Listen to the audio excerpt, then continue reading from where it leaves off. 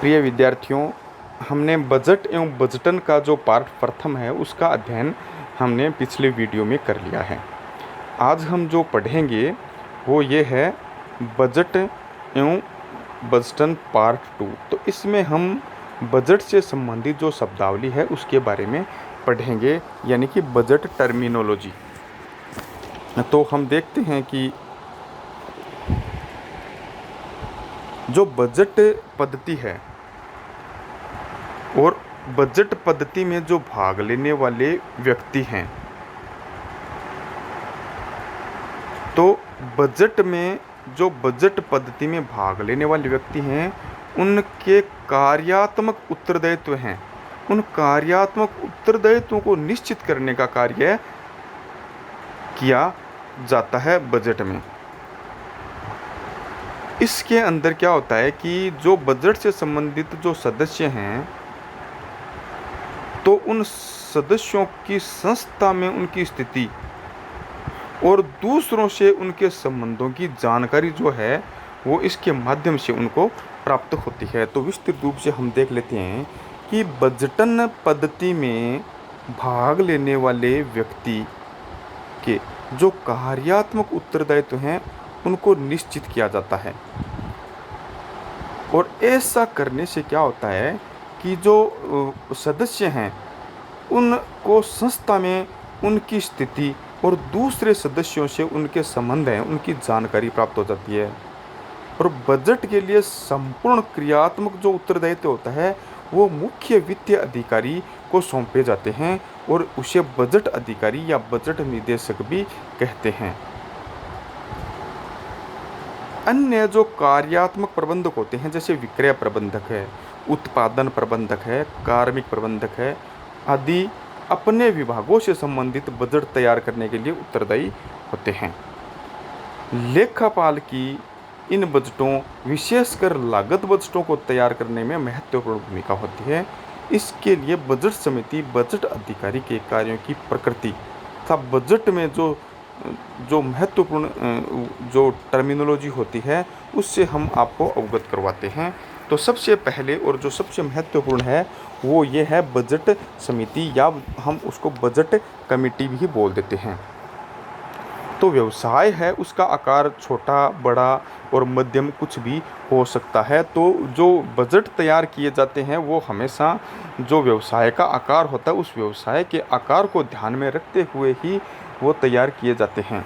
तो छोटे जो व्यवसाय हैं उनमें जो लेखापाल होता है वह उस व्यवसाय के जो विभागाध्यक्ष हैं और जो उच्च प्रबंध हैं उन दोनों से परामर्श करके और उस छोटे व्यवसाय के लिए बजट तैयार कर लेता है। लेकिन क्या होता है कि जो बड़ी संस्थाएं हैं, बड़ी संस्थाओं में इस कार्य के लिए एक बजट समिति की स्थापना या बजट समिति का गठन किया जाता है। अब देखते हैं कि बजट समिति या क्या होती है।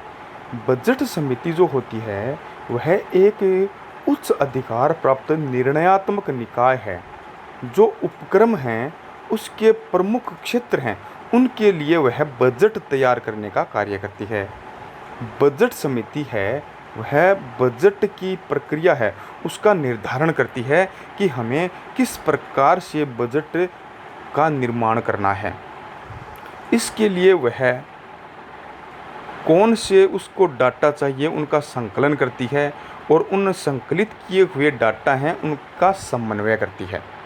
और उनका संकलन एवं समन्वय करने के बाद में बजट तैयार करती है। और फिर जब बजट तैयार कर लिया जाता है तो जो बजट से संबंधित पक्षकार होते हैं उन पक्षकारों को उस बजट को प्रेषित या संप्रेषित करने का कार्य भी बजट कमेटी द्वारा किया जाता है। इसके अलावा भी क्या होता है कि बजट जो संबंधी मामलों में संस्था के विभिन्न विभागों के मध्य यदि झगड़ा हो जाए तो उन झगड़ों का निपटारा भी यही समिति करती है। यह एक प्रकार से इसका अतिरिक्त कार्य कह सकते हैं।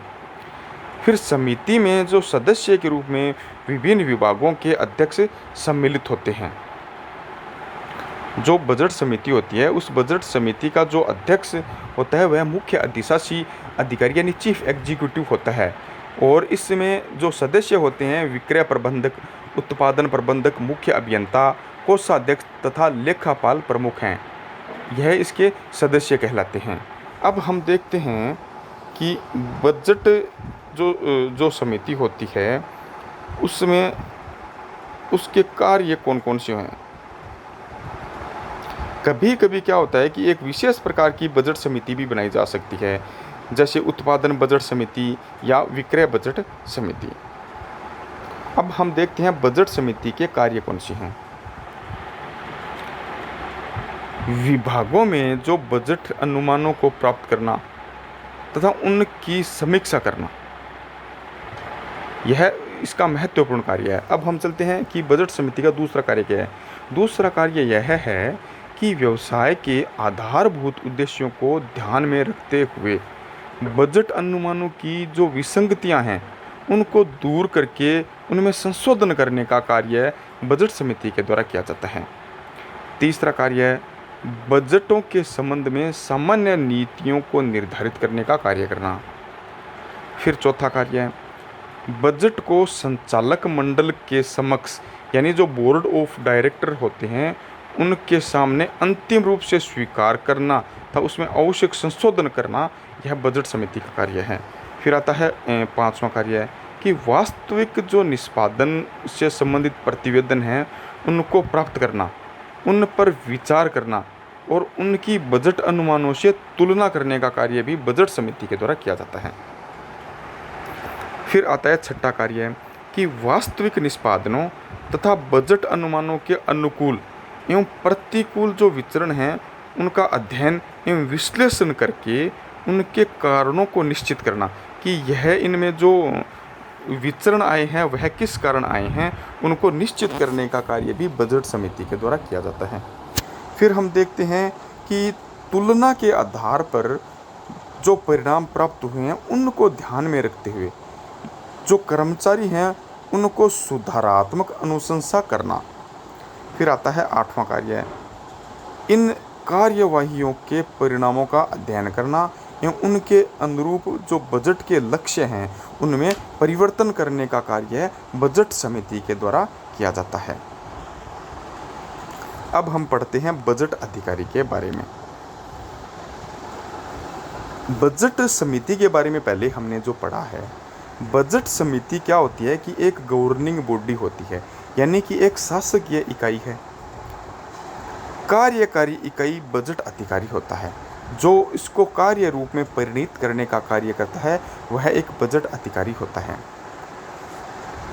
बजट अधिकारी वह बजट प्रक्रिया होती है ना, उसका प्रभारी होता है और उसकी देख रेख में ही संपूर्ण बजट जो होता है वो तैयार किया जाता है।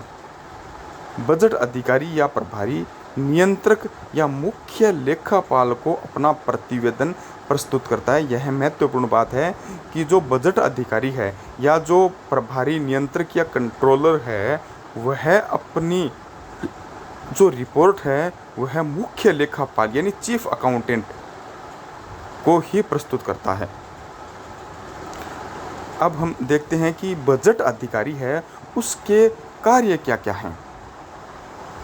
तो जो महत्वपूर्ण कार्य आते हैं उसमें पहला कार्य है संचालन संबंधी लागतों के अनुमान मांगना। जो बजट अधिकारी होता है वह जो विभिन्न विभागाध्यक्ष होते हैं या जो प्रबंधक होते हैं, जैसे प्रबंधक हैं या विभागाध्यक्ष हैं या फोरमैन हैं या वित्तीय प्रबंधक हैं, तो उनसे उनके विभागों से संबंधित जो अनुमानित लागत है उनके आंकड़ों को यह मांगने का कार्य करता है बजट अधिकारी। फिर क्या होता है कि हम जो भी बजट तैयार करते हैं तो बजट तैयार करने के लिए हमेशा जो भूतकालीन या भविष्य में जो हमने बजट बनाए हैं उनकी जो सूचनाएं होती है वो महत्वपूर्ण होती है। तो जो हम आगामी अवधि के लिए जो बजट तैयार कर रहे हैं उस बजट के लिए जो भूतकालीन सूचनाएं होती हैं जो हमारे काम की होती हैं उनको उपलब्ध करवाने का कार्य बजट अधिकारी करता है। फिर क्या होता है कि विभागीय अनुमान प्राप्त कर मास्टर बजट में शामिल करने का कार्य भी बजट अधिकारी करता है। फिर आता है चौथा कार्य, बजट समिति से विभाग या आवश्यकताओं एवं संपूर्ण बजट के बारे में विचार विमर्श करना, यह भी बजट अधिकारी का कार्य है। बजट समिति द्वारा की गई कार्यवाही के फलस्वरूप मूल बजटों में किए गए संशोधन यदि कोई हो तो उन्हें प्रबंधकों एवं विभाग या अध्यक्षों को सूचित करना, यानी कि जो बजट समिति है उसके द्वारा जो कार्यवाही की गई और उस कार्यवाही के फलस्वरूप मूल जो बजट है उसमें यदि किसी भी प्रकार का कोई संशोधन होता है तो उस संशोधन के बारे में जो प्रबंधक हैं या जो विभागाध्यक्ष हैं उनको सूचित करने का कार्य भी बजट अधिकारी का होता है। फिर आता है छठा कार्य, जो मास्टर बजट का संशोधन करके अंतिम अनुसूचियां तैयार करना। मास्टर बजट जब सभी विभागों से संबंधित जो आंकड़े हैं वो आने के बाद में मास्टर बजट बनाया जाता है।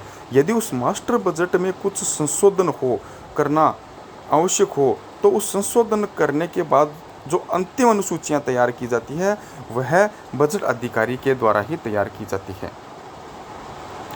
फिर आता है सातवां कार्य, जो वास्तविक और बजट समकों की तुलना एवं विश्लेषण करके दैनिक, साप्ताहिक या मासिक प्रतिवेदन और विवरणी जारी करने का कार्य भी बजट अधिकारी के द्वारा किया जाता है। मुख्य अधिशासी अधिकारी या चीफ एग्जीक्यूटिव द्वारा अनुमोदन के लिए बजट पुस्तिका तैयार करने एवं संशोधित करने के कार्य का निरीक्षण करने का कार्य भी बजट अधिकारी का होता है। यानी कि जो मुख्य अधिशासी अधिकारी है तो उसके द्वारा अनुमोदन के लिए बजट की जो पुस्तिका है उसको तैयार करना एवं संशोधित करने के कार्य कि उसमें जो संशोधन किया गया है इन सब का निरीक्षण करने का कार्य बजट अधिकारी का होता है। बजट से संबंधित सभी मामलों में अध्यक्ष, बजट समिति व अन्य अधिकारियों को सलाह देने का कार्य भी बजट अधिकारी का होता है। कहने का तात्पर्य यह है कि बजट तैयार करने से संबंधित जितने भी मामले हैं उनमें जो बजट कमेटी का अध्यक्ष है, बजट समिति के जो अन्य सदस्य हैं उनको बजट के बारे में सलाह देने का कार्य भी बजट अधिकारी करता है। थैंक्स।